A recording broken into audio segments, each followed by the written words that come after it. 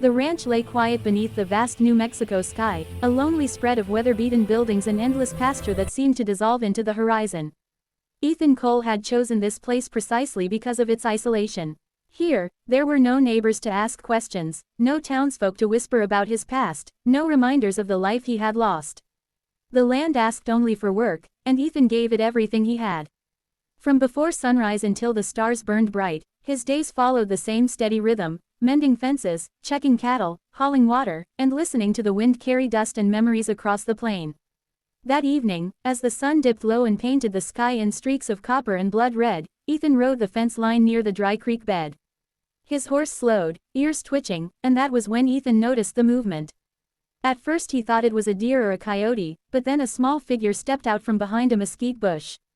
It was a girl, thin as a sapling, wrapped in a ragged blanket that barely covered her shoulders. Her feet were bare, cracked from long miles over hard ground, and her dark hair hung in tangled strands around a face too serious for a child. She stared at him without blinking, her eyes sharp and wary, like an animal that had learned too early that the world was dangerous. Ethan dismounted slowly, careful not to startle her. He could feel his heart pounding, not with fear, but with a strange unease he hadn't known in years. "It's all right," he said, keeping his voice low. "I won't hurt you." The girl said nothing. Her gaze flicked past him toward the hills, scanning the empty land as if expecting riders to appear at any moment. That look told Ethan more than any words could have. This was not a child who had wandered off by accident. This was a child who had been running. He offered her his canteen. She hesitated, then snatched it from his hand and drank deeply, water spilling down her chin. When she finished, she clutched it to her chest as if afraid he might take it back. "What's your name?" Ethan asked. She hesitated again, then answered in a soft, guarded voice. "Naya." He nodded, as if that explained everything. "I'm Ethan. You're a long way from anywhere out here." She shrugged, pulling the blanket tighter around herself. Her clothes beneath it were torn and dusty, patched so many times they barely held together. Ethan noticed the way her eyes never stopped moving, always checking the land, always measuring distance and escape. He offered to take her into town, but the moment he mentioned it, she shook her head violently. Fear flashed across her face, raw and unmistakable. "No town," she said quickly. "Please." That single word, "please," settled something inside him. Against his better judgment, Ethan made a decision he couldn't undo. He lifted her onto his horse and turned back toward the ranch. At first, Naya sat stiff and silent, as if ready to jump off at the slightest wrong move. But as the miles passed and nothing chased them, her shoulders slowly relaxed. By the time they reached the ranch, night had fallen, and the first stars glittered above them like cold fire. Ethan gave her a bowl of stew and a piece of bread. She ate fast, glancing up between bites, as though expecting the food to vanish. Only when she was sure there was more did she slow down. He watched her quietly, noticing how thin her wrists were, how the bones of her face stood out beneath her skin. When he asked about her family, her expression closed. She said her mother was dead. She said it simply, without tears, the way people did when they had said it too many times already. Ethan didn't push. He knew the sound of grief that had gone too deep for crying. That night, he laid a blanket for her near the fire. He didn't expect her to sleep, and neither did she. Every small sound, the creak of the walls, the distant howl of a coyote, made her flinch. At some point in the dark hours before dawn, she whispered words he couldn't understand, her voice tight with fear. Ethan stayed awake, listening, feeling a protectiveness he hadn't felt since his own family was alive. In the days that followed, Naya remained cautious but curious. She followed Ethan around the ranch, watching how he worked, how he spoke softly to the horses and checked the cattle with practiced ease. When he offered to teach her small tasks, she surprised him with how quickly she learned. She carried water without complaint, gathered eggs, and helped mend a loose fence rail with small, clever hands. Yet for all her growing comfort, she never strayed far from the house. She kept her small bundle of belongings close at all times, and whenever a distant rider or dust cloud appeared on the horizon, she went still as stone. At night, the nightmares returned. She woke gasping, whispering for her mother, eyes wide with terror as if the past were right there in the dark with her. Ethan began to realize that Naya was not just a hungry child in need of shelter.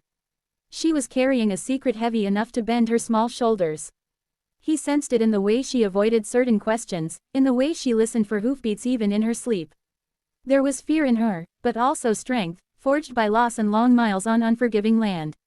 As the weeks passed, the ranch changed in small, unexpected ways. Laughter, soft and rare at first, began to find its way into the quiet evenings. Naya asked questions about the stars, about the names of the horses, about why Ethan chose to live so far from everyone else. He found himself answering more than he meant to, telling her about his wife, about the brother he'd lost, about the silence that had driven him into the open plains. For the first time in years, the loneliness felt lighter. Still, unease lingered like a shadow at the edge of his thoughts. Ethan knew the world rarely allowed people to outrun their past forever.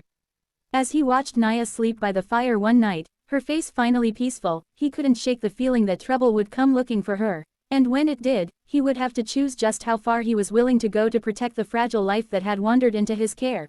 The first sign that the past had finally caught up with them came on a scorching afternoon when the air hung heavy and still, as if the land itself were holding its breath. Ethan was repairing a section of fence near the corral when his horse lifted its head and snorted. A low rumble reached his ears moments later, steady and deliberate.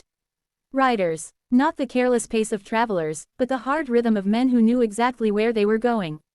Ethan straightened slowly, eyes narrowing as three figures emerged from the heat haze. They rode in a loose line, dust coating their boots and coats, rifles strapped across their backs. Even before they reached the yard, Ethan felt the weight of their purpose. He wiped his hands on his trousers and stepped onto the porch, resting one palm against the post, the other hovering close to the rifle by the door. The men reined in a few yards away. The one in front dismounted, his eyes scanning the ranch with open appraisal. "Afternoon," he said, his tone polite but empty. "We're looking for someone." Ethan didn't answer right away. He watched them the way he watched cattle before a storm, noting the tension beneath the surface. "Plenty of land out here," he said at last. "Most folks who come through don't stay long." The man smiled thinly. "We heard different." He pulled a folded paper from his coat and held it up just long enough for Ethan to see a rough description. A girl, dark hair, Apache, about 10 years old. From the corner of his eye, Ethan caught movement near the barn. A shadow stilled. He knew Naya was there, listening. "She got a bounty on her," the second man said, spitting dust from his mouth. "Daughter of a woman who murdered a traitor. Widow, they say. Ran for years before she died. Girl disappeared after." Ethan's jaw tightened. He kept his voice even. "You're a long way from town to be chasing rumors." The third rider laughed softly. "Rumors pay well these days." They asked their questions again, more pointed this time. Had he seen a child? Had anyone passed through? Ethan answered carefully, never outright lying, never giving them what they wanted. He told them travelers came and went. He told them he kept to himself. He told them there was nothing for them here. The leader studied him for a long moment, then nodded. "We'll be back," he said. "These things have a way of circling back." When they rode off, the dust lingered long after they disappeared over the rise. Ethan waited until the sound of hooves was gone before moving. He went straight to the barn. Naya stood pressed against the wall, eyes wide, face pale beneath her sun-darkened skin. She didn't speak at first. She didn't have to. That night, the truth finally spilled out, breaking through weeks of careful silence. They sat by the fire, the room lit by flickering orange light. Naya clutched her blanket, fingers twisting into the worn fabric. "My mother wasn't a killer," she said, her voice barely above a whisper. "They say she was, but it's a lie."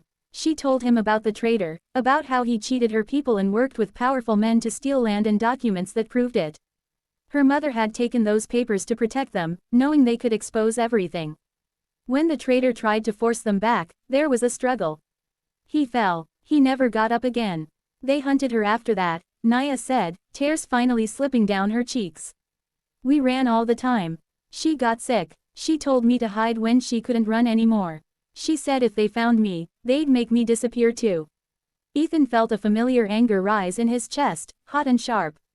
He had seen injustice before, had watched powerful men bend the law until it broke.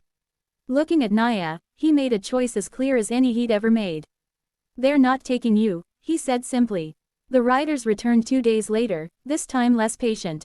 They searched the yard with their eyes, asked to look inside. Ethan refused. The air grew tense, hands drifting closer to guns. But Ethan knew the land better than they ever would. He had already moved Naya to a hidden place beyond the creek, a shallow cave masked by brush, stocked with food and water. While the men prowled the ranch, Ethan sent a rider of his own, an old friend who owed him a favor, toward Santa Fe. The documents Naya's mother had died protecting were still hidden, wrapped in oilcloth beneath the creek bank. Ethan retrieved them under cover of darkness and sent them on with the message. Days stretched into weeks, thick with uncertainty. Naya stayed hidden, and Ethan visited her at night, bringing food and stories to keep her spirits from breaking. He told her about his wife, about the brother he'd lost, about the mistakes he wished he could undo. In turn, she spoke of her mother, not as a fugitive, but as a woman who sang to her under the stars and believed fiercely in justice. The answer came quietly. Word spread that the traitor's death was being re-examined. That powerful names were being spoken aloud in courtrooms where they had never expected to be mentioned. The bounty vanished. The riders stopped coming. When it was safe, Naya returned to the ranch. She stood in the doorway for a long moment, as if afraid the peace might vanish if she moved too fast. Ethan watched her, feeling the weight lift from his chest. She was no longer just a child he had taken in out of kindness. She was family. The land seemed different after that, less empty.